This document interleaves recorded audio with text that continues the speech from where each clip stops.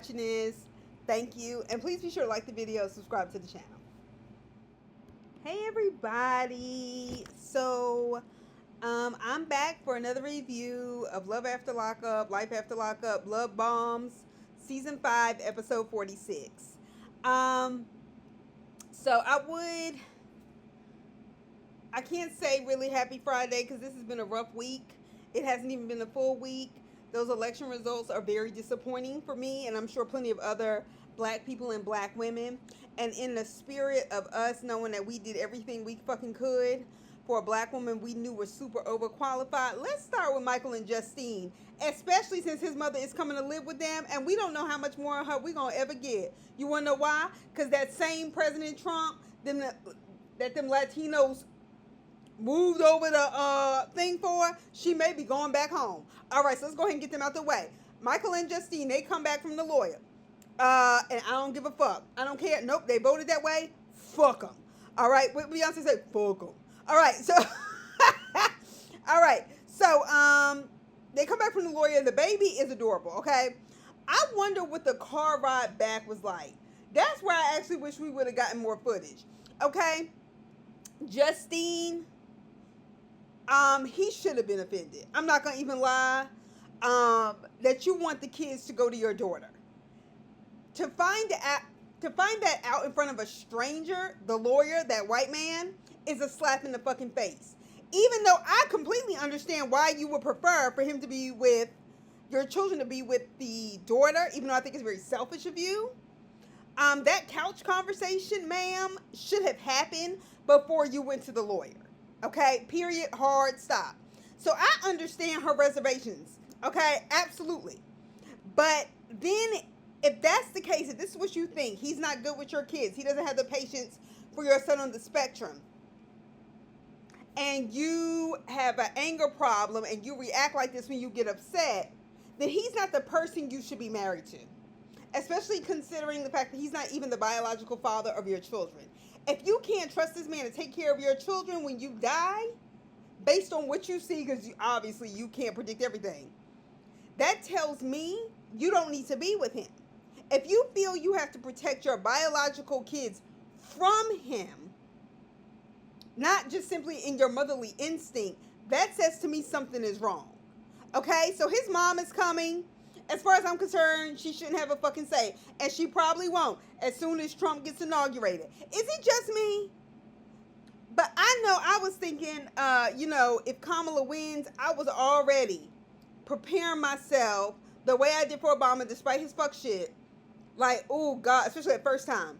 Please, God, just protect her. So don't nobody do nothing to hurt her before she can get inaugurated. Like, that kind of scared. But with him, they treating him like he the president the day after the election. Well, he's already making these decisions. Don't nobody do that for the Democrats. And you know what? That's y'all's fucking fault for not being strong enough. But whose fault it ain't is Kamala Harris's. And I ain't gonna let y'all beat up on no black woman like that. Shout out to HBCU alum. Shout out to Howard University. Anyway, so, his mom is coming to live with them. Not just to visit, to fucking live. Now, Justine is a grown woman with savings. Justine was making a good living as a nurse, we could tell. Okay, because she was taking care of Michael's ass in jail and her 3 kids. All right, and now 4. Clearly, with that house, Michael could not have got that on his own. Now, she doesn't get an opinion. They're not 17 living in her house as a teenage couple, and then she gets to strike the rules. That bitch can keep it moving. I don't care. I'm in that kind of mood, especially because this election. Fuck her. All the kids know is going to be a problem when their grandma comes. The kids shouldn't even be aware of the tension between Justine and his mom. Okay? The grandma talks too much. All right? Her behavior, as far as I'm concerned, is unacceptable. Even before the fire. That is him and Justine's house, and she's the grandmother. She shouldn't be showing her ass like that, like my paternal grandmother. Okay? Okay, I'm going to leave it there. Anyway, I don't really give a fuck what that bitch thinks about Justine being pregnant. Despite me having my own opinions. That's different. All right. So on to more dumb, whack, fuck shit, because I ain't going to spend much time on it. Bianca and Daniel. Daniel's white ass gets a job straight out of prison. Yes, as far as I'm concerned, a monk is straight out of prison. Remember Arthur and how difficult it was for his black ass to get a job? Well, anyway, he gets a job. Daniel gets a job at a moving company. Bianca's old stupid, silly, lifetime extra looking ass. Y'all know that she got a linebacker back, even though she's skinny. Anyway, so she's asking him, now that he's got a job, if she has to drive him to work, and she's tired of it because she's been paying for everything and driving him. Then, bitch, date somebody that don't have to pay for nothing. You chose to get on a prison website, find a prisoner, be with him, move to Arizona, pay 6 months in advance for your rent, which was a bad deal anyway, which should have let you know that house ain't even, whatever y'all living in ain't even nice like that. And they ran something on you. Anyway, and you know, so you don't know, you're talking about, well, I don't know what my day looks like, but you don't have a job or friends. What you mean you don't know what your day looks like? You can make it happen. Get over it. Don't be complaining about him having to take an Uber back home with your money when you could have driven your ass to wherever he was working and saved all y'all some money. Now, if I was that black man working with him at that moving company and I'd be pissed. Okay, I'd be damned if you put me in the middle seat and then talk across me like that. That shit pissed me off. So she goes to a toy store or a vintage video game store, wherever the fuck she was sitting around them trains and them Nintendo games on the shelf.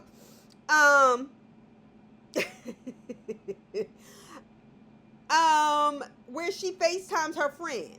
But she doesn't know how her day looks. Bitch, you went somewhere just to be somewhere. You bored. You're bored. You need an education and a job. Because we know you are clearly lacking in the education. So Bianca telling your friend that y'all are arguing a lot and that it's his way or the highway is completely delusional based off what we've seen. It's not. You're immature as fuck and we don't like you. And y'all are doing, this is a waste of fucking film. A waste of fucking hard drive space. A waste of fucking cloud drive space. Y'all are shit. Please cut them off. We don't want to see them no more. Y'all don't even have a reunion. We don't have to see them no more. So if he's taking advantage of you, bitch, you have the ability to stop it. You don't have to give him no fucking money. So when your friend said, and this is what caught my attention, when your friend said, are y'all arguing over small things or deep things? To me, she clocked it. That says she knows what kind of person you are and how you pick arguments over dumb shit. So she didn't pick him up from work. We don't give a fuck, okay? She's whining about him being sweaty and sitting on the couch after work. And I'm just thinking to myself, first she was complaining about him not having no job. Now you mad that what? He's sitting on the couch? I don't like that shit either, but I also pay for my own shit and ain't taking care of no man like that. That ain't me. So, he's saying that his Uber was expensive. It was $30. I said, how far did you go? Honestly, that ain't bad in New York, but that's what I'm saying. For Arizona, that is a lot of money. Why can't you get your ass in a car? So she's stupid. She's worried about money. The bitch, stop spending it. We don't care. He's making $20 an hour. And I'm just like, that's above minimum wage. There's people who ain't never committed a crime making less than that. Fuck him. So she thinks money allows her, though, to disrespect her partner, and she weaponizes it. And I don't like that. And that's also a sign of immaturity. And men do that to women disproportionately. But I feel like she does it as like a spoiled brat. I'm doing this for you. You don't have to. You don't have to. She said the money is going to last her a hot minute. I said, this is why white people don't need to appropriate black slang. A hot minute means quick, you dumbass. Yeah, and that's why it's going to blow, you dumb fuck. Anyway, all right. So, let's do Teenie and Rob. Teenie and Rob, he's only 6 weeks out of prison. All right, he said, look, he wasn't with her when he got that tattoo. They still having that fight. And honestly, that shit pissed me off. I couldn't be screwing no man with a tattoo of his ex that close to me. Like, physically to me, and I'm married to you. I don't care. Okay? I don't care. But you shouldn't have married him, Teenie. And his finances are tight. And he's like, she's going to have to deal with it. We can't afford for me to go to surgery and do this. I get it. So she said she took a cheap shot. Okay? She said she took a cheap shot. By bringing up the tattoo because she knows he doesn't like it any more than she does. I said, lies. Teenie, you out there, every time I try to give you space, and I have tried to give you a lot of space because you just struck me as somebody who was a very pretty girl who may have been down on herself as a woman and decided to do this because you thought this was the best you could do. But let me just go ahead and say, I think you fucking up. I do. So she seems way too apologetic too quickly to the cameras. Honestly, I still stand by what I thought. I think she's scared of him. I don't trust him. And a man that grew up in a volatile home and then spent most of his time in jail, no, I do not think Rob is the kind of man I would ever have my kids around. I don't trust him. And I also don't think he's straight. You can even look at those younger pictures of him before he even went into prison, and you still kind of know, like, something ain't right about him. And it's not like a read on gay people, but it's a read in the sense that he's trying to act like he's this, like, hardcore man, knowing anyway. So when he went to prison, he meets up with his dad. He said his dad was in his 30s, now he's in his 50s. Wow. And that's a big shift, okay? In terms of maturity time, that kind of thing. He said, well, my parents were together on and off for years. There'd be times when they would be together and he'd be around, and there other times when he would just, like, disappear. So, FYI, not being present for your kids because you have a fight and don't want to talk to their mother causes trauma and emotional damage. Okay? Okay. I know his mama crazy. All the more reason for you to be there for him, all right? So, his father's been to prison, too. So, he tells his father about the fight between his mom and Teenie. The father didn't get all up in his shoulders or nothing. The father basically said in his interview, he says, look, our relationship didn't work out, but the issue that he heard about with Teenie didn't surprise him. He said she's immature and she's too old to be acting like that. Yes. That's the end of it. She provoked it. He wasn't even mad at Teenie. Because in his mind, he's thinking to himself, young people act like that. But that's the kind of person she is. Now, both things can be true, but the difference is he had sense enough not to be like that on camera, right? Right, exactly. Anyway, so his father and Teenie have apparently been saying the same thing to him. They're like, you're a black man, you're an ex-felon, and the father's like, that's 2 stripes against you. He said the third one is up to you and what you do. Now, they're talking about generational curses because his father had been in prison, and then he went to prison. But I heard a long time ago somebody say this, and I'll never forget it. And it was an old man. And he was like, I don't believe in generational curses. He said it's learned behavior. And he was old when he said it. And I agree with that. Because curses indicate the responsibility is off of you for your decisions. And he didn't say that part, but I'm saying that. Stop calling it generational curses. It's learned behavior. And if it's learned, it can be unlearned. Okay? So that's why I be in therapy every week. Anyway, so Teenie, you are failing as a mother. And it takes a lot out of me to say something like that. Because you are going out on a date with your husband, which is fine, who is not their father. And your response to them is saying, I'll be on the cameras. Something about that is draconian and extremely unhealthy, and it bothers me. Nobody needs those kind of cameras over them. So what? That the brother and sister are hanging out in the room, don't have no parties. They 13. Those are good kids. And even if they weren't, the idea of watching them all the time, there's something very uncomfortable about that to me. Even if you were single, but especially since this motherfucker is not their father. Okay? Okay. So, Teenie, your job as a mother is to protect your kids. And double time, since the kids don't have their fathers in their life, for whatever reason. I'm not judging you for that. But I'm judging you for bringing in an ex-felon around them. I am. All right? So this ninja wants to have a baby now that she has a job. So she hasn't been on that job. She just got it, received like $50,000 a year. A piece of job is better than no job. And $50,000 a year in a place like Oklahoma goes a whole hell of a lot further than it would if you got a 10 square foot place to put a sleeping bag in New York. Anyway. And he wants to have another baby. First of all, last time I checked, and I know it varies from state to state, you don't get paid paternity leave for long if you just started a job. That's number one. He's using a baby to try to control you. You up here talking about how pretty the baby would be. I don't doubt that. But that ain't the reason why you bring a baby in, because you could make a pretty one. They maybe gotta be raised and go to school. And since Trump is gonna destroy the Department of Education, unless y'all have tens of thousands of dollars to pay for a private school education, I suggest you hold off.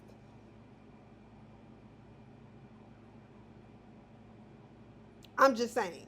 Because as far as I'm concerned, education and love are the most important things a kid needs. Mm-mm. Mm-mm. All right? And he only been out of prison a month? Get the fuck out of here. So he was like, well, I hope your hesitancy isn't because I'm being compared to other men. It should be. You were in prison.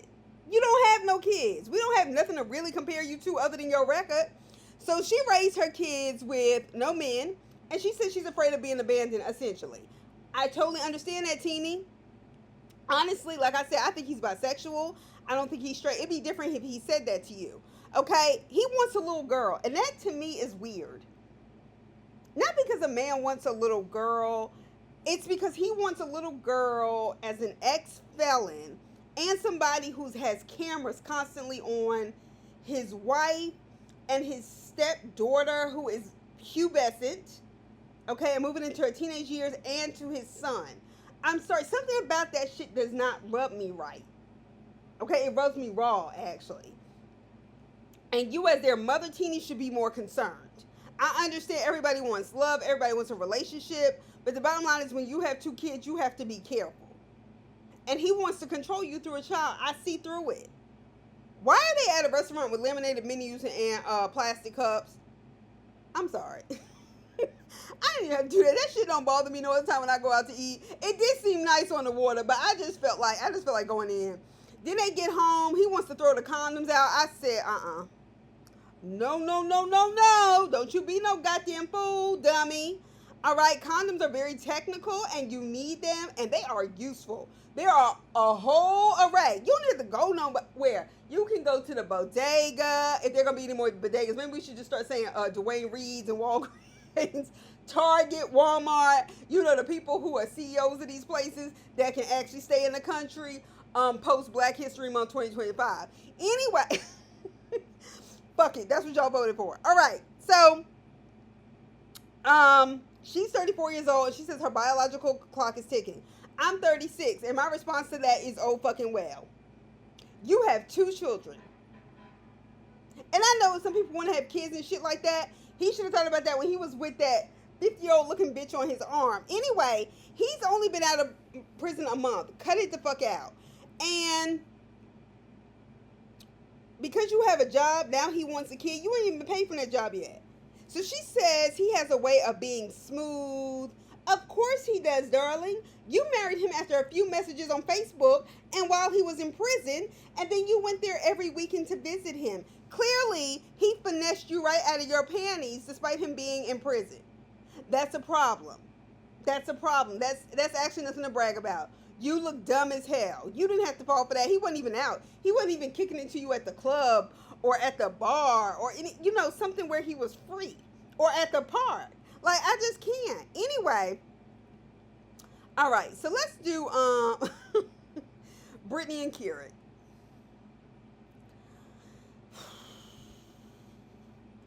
They're dumb, and that's what makes them exhausting. That's what makes them exhausting, because they're just stupid. And I don't like stupid people. Anybody who's been watching for a little bit of a time. Oh, let me just say this. I know some of you left comments on my election video, and I was like, all we have is us, and I still stand by that. There are some people who left comments. I honestly didn't expect to get that much traction. That I just found problem. I didn't even read through a lot of them. I'm not trying to argue with Trump people. This is still a Harris channel, okay? Harris Waltz. Despite the election results, I'm not a sore fucking loser, but I see how terrible this shit is going to get. And so I don't want anybody who's like a subscriber who commented on like the trolls to feel like I deleted their comments. I was deleting the trolls. I'm not going to delete all of them because I'm not even going to read through all that shit. Some of that shit's not worth it. But don't argue with those people. Don't engage. Because my thing is, you got your presidential candidate. What the fuck are you doing over here on my page? I have barely over 1,000 subscribers. I'm like small YouTuber. There's people who had 30,000 subscribers that consider themselves small YouTubers. Like, I don't even understand why you're over here. Why don't you go and rejoice with all the Trump people that voted for him, which is overwhelmingly the majority of the country. Like, don't engage. And I appreciate y'all, but like, I want black people and us to be, black women especially, to take care of ourselves. And arguing with these motherfuckers ain't our problem. They over here because they get something out of seeing black people frustrated. Okay, I'm not even a threat in the YouTube game. Okay, and this ain't even my bread and butter. So I don't want anybody to take that personally, like I deleted you. I deleted that shit and blocked them. Okay, so Kirik and Brittany, back at the wedding ceremony. Do you know they've only been out of jail as a couple, like face to face out of jail for 9 months? That hit me. I don't know why I didn't pay attention to that before, but for some reason, that didn't hit me prior to this. You should be engaged for at least a year, especially when both of y'all are out of jail / prison. I can't remember. So this is rushed already just because like y'all decided like a few days before to get married. But especially for people so young. Like Kirik's only 26, she's 23. Y'all are young and this is rushed anyway. So she pulls him aside at the wedding from the ceremony once it started. And she said, look, I talked to my PO and they don't think it's a good idea for me to get married. The PO said this to you before the damn wedding. And before you officially purchased that dress in the shop. Nobody was making you buy that dress that you tried on. You could have put that money toward your restitution. Bad financial decisions. Here we go again. So Kirik's asking, do they think or do they know? What you need to know, Kirik, and what you need to know, Brittany, is that you know less than the PO who gave you that advice. That's what y'all need to know. All right, so Kirik says, well, you know, I put out a lot of money for the wedding. Once again, they are such poor spenders. Okay? She has $10,000 restitution driving around a $60,000+ car. That don't have to be. You don't need to make no car payment like that. Trade that in. Anyway, especially all that work y'all done put into it. You ain't gonna get all your money back, but it would help. Anyway, because she pays her restitution, she can leave. Anyway, so I would feel like a fool too, Kira. I can understand how you feel like that. But y'all should have thought this through. And you should have thought, especially Brittany, you, those heels through. Because being that much taller than him on the wedding day, girl, y'all gonna still have a picture. You didn't have to do all that, and that would have made it easy for you to walk down that grass at the park. But nevertheless, the best friend honestly seems like a hater to me. Okay, and I ain't no big fan of Kirik and the way he talks to her, but she just seems like she gets happy at her not being happy, and I don't like that shit. I don't. Okay, so she's a friend of me at best. So Kirik came over. He didn't waste that officiant's time, and I can respect that. He was like, look, we're not doing it. The guy was like, okay. I said, God damn, that was quick. Anyway, so per usual, okay, Kirik and Brittany started getting into a dramatic fight with crying and Brittany's whining. If I was Coffee, I would have been like, one of y'all got to go to a hotel tonight. Okay, I'm not going to deal with this shit in my house all night tonight. I can't. So Kirik says, well, I'm going to Texas anyway. Was I the only one that thought it was funny when we got the next scene and all three of them, Kirik, Brittany, and Coffee, were in the car together? I don't know why that seemed like a movie scene to me. That shit was funny. All right, so he sets Coffee straight, okay? Or she sets Coffee straight, Brittany, and says, look, he's not going to Texas because he's mad. All right, so well, Kirik says, you know, I was thinking about it anyway. Don't forget, Brittany, he has a place. Y'all have a place, and his mama is there. He's not alone. He'll still have some place to stay. And Coffee is his friend. More than yours. I know she loves you too, but she's his friend first. Gotta be careful with those friends who are friends with the person first. All right, so she thinks he's leaving because he's mad. He's not going anywhere.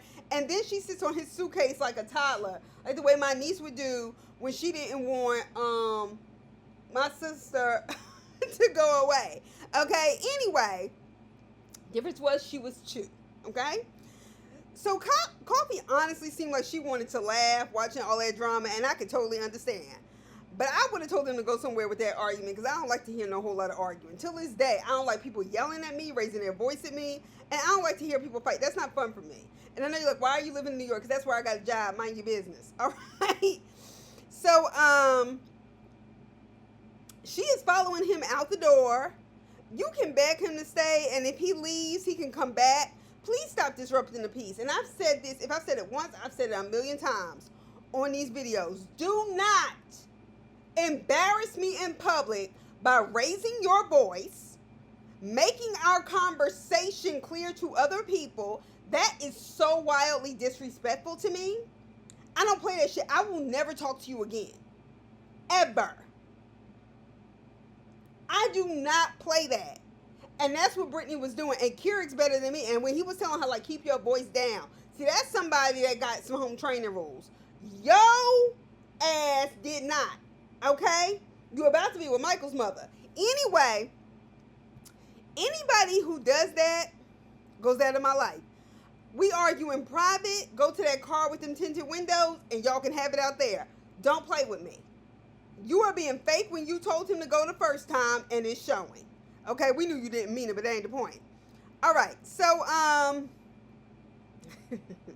Kimberly and Joey, another couple, right after one after the other, making bad financial decisions. But shall we? They go to the lawyer's office now that she says she feels relieved that she told him about her lack of a divorce. I was like, girl, it's just beginning. So please put a moratorium, darling, on that house hunting. You're not divorced. That's a terrible idea. And you're a teacher's assistant who has managed to spend all these thousands of dollars on this motherfucker. Okay? Who apparently stole that bike from your daddy's house and he ain't paying for that wedding. He may, but I don't know. So she's coming to the lawyer worried about if her ex-husband can take the house if they go ahead and buy one together. First of all, ma'am, he's not your ex-husband. You're still married to him. Okay? Okay. So the only things required for a divorce in North Carolina, I was actually kind of surprised, is a physical separation for 1 year. And one of you have to be a resident of the state of North Carolina. That's it. I said that's a whole lot better than it is for people in Georgia that they would make you do counseling. Like, I was like, who the fuck are y'all to make somebody do counseling? They don't want to be married no more. They don't want to be married. I don't know if it's still a rule. I'm sure it is. It's going to get worse. Anyway, the lawyer said that his ownership of the house or the husband's ability to have ownership in the house is a gray area. She said, but it depends on the closing and the time of the closing. I was like, bitch, just get divorced first. I ain't got to be no lawyer. And stop. You don't need a new house that bad. Okay? You don't. This is ridiculous. All right. She then tells the lawyer, excuse me, that there's a possibility that my ex-husband is not the father of my child. The way that white people would have judged a black woman talking like that pisses me off. Just the idea. Just the judgment in that white man's eyes when Justine and Michael were having that argument like he ain't never seen couples argue in his office. Anyway, your kids look white. Them kids look white. Them kids look white. They look white. Okay? They don't even look kind of mixed with black. Okay? You're a slut and it shows. I just can't. I'm not playing this game. So, then she goes on and says, she doubted the paternity even when they were married, but she went through with it. She said it's up. So the lawyer says, well, it's up to the ex-husband to prove it's not his because he's your husband. I'm presuming he's on the birth certificate, and he is. She said, and he's been paying child support. And she says, the thing you need to know is that if it's found that he's not the father, you have to pay him back in child support. I said, and Kimberly's face went, okay? And the lawyer read her. When they were like, well, I can't afford it. The lawyer said, well, let's be clear.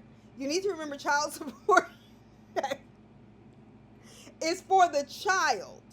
Taking care of you to take care of the child. It's not for you anyway, right?